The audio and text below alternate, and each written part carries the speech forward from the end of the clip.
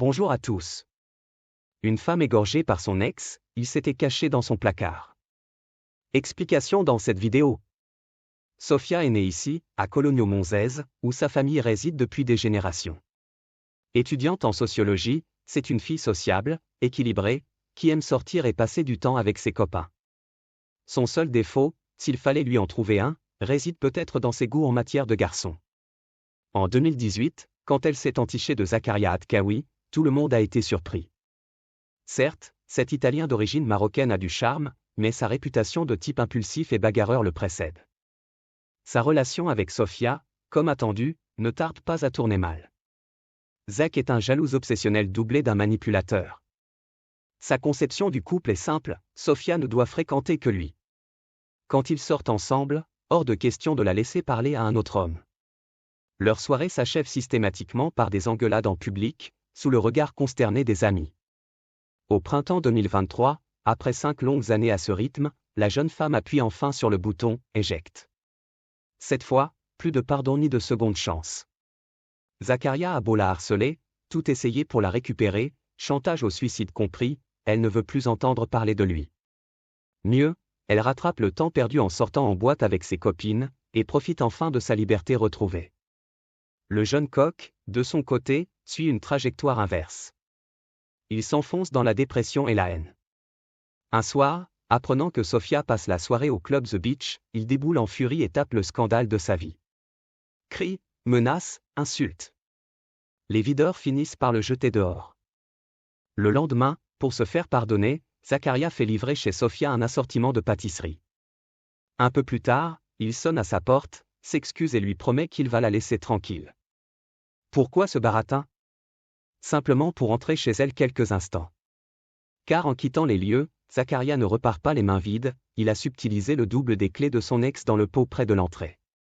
Sans qu'elle s'en doute le moins du monde, il a maintenant accès à son appartement. Le sanctuaire qu'elle pensait inviolable. Le vendredi 28 juillet, accompagnée de ses amies Linda et Aurora, Sofia retourne donc dans sa boîte de nuit préférée. Au même moment, Zakaria la traque sur les réseaux sociaux. À 1h51, à force d'écumer les comptes de leurs amis communs. Il découvre une photo d'elle en train de danser sur la piste et reconnaît tout de suite les lieux. Mais cette fois, pas question d'aller sur place et de se faire virer à nouveau. Il a une bien meilleure option pour lui faire une petite surprise. Il est 5h30 du matin quand la jeune femme rentre enfin chez elle, accompagnée de sa copine Aurora. Toutes deux discutent un moment au salon puis finissent par aller se coucher, chacune dans une chambre. Et sombrent rapidement dans un sommeil de plomb. Comment s'imaginerait-elle qu'elles ne sont pas seules dans l'appartement ? Caché dans le placard de la chambre de Sofia, Zakaria attend son heure pour sortir. S'il espérait surprendre un autre homme dans le lit de son ex, il est sans doute déçu ou soulagé. Mais cette absence de rival ne calme en rien la rage qui bouillonne en lui depuis des mois. Après avoir longuement regardé Sofia dormir, il se rend dans la cuisine, où il choisit le couteau le plus effilé. Puis il retourne dans la chambre de celle qu'il disait aimer. Il élève en silence sa lame à la verticale de son visage. Et sans trembler, d'un coup sec, il lui enfonce le tranchant en pleine gorge. La jeune femme a à peine le temps d'ouvrir les yeux qu'il y revient déjà. 3 fois. 5 fois. L'attaque est si brutale, si impitoyable, qu'elle n'a même pas le temps de crier. En quelques instants à peine, sa vie s'en va sur le matelas à gros bouillon poisseux. Dans la chambre voisine, Aurora ne s'est même pas réveillée.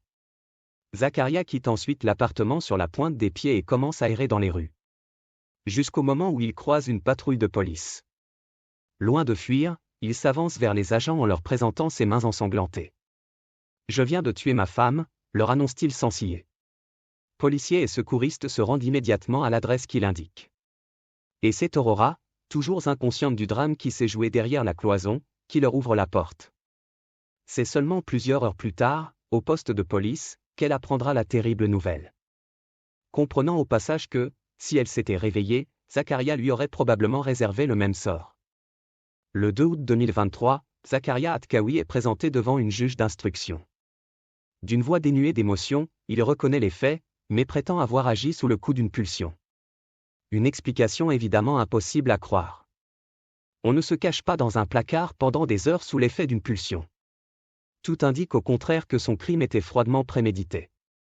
Le vol des clés dans le pot, la traque de sa victime sur Internet, la longue attente avant de passer à l'acte. Au printemps dernier, c'est donc pour assassinat et non pour meurtre que le jeune homme a été condamné. À la grande indignation d'une partie de la presse italienne, la justice lui a tout de même trouvé des circonstances atténuantes. En le condamnant à seulement 24 années de prison, le fait qu'il se soit dénoncé a notamment joué en sa faveur. Il devrait donc retrouver sa liberté avant l'âge de 47 ans. Dans quel placard ira-t-il alors s'embusquer? Quelle jeune femme agressera-t-il? Beaucoup auraient préféré que ces deux questions ne se posent jamais. Merci d'avoir regardé, n'hésitez pas à partager la vidéo avec vos amis et à vous abonner à notre chaîne pour ne manquer aucune de nos futures vidéos.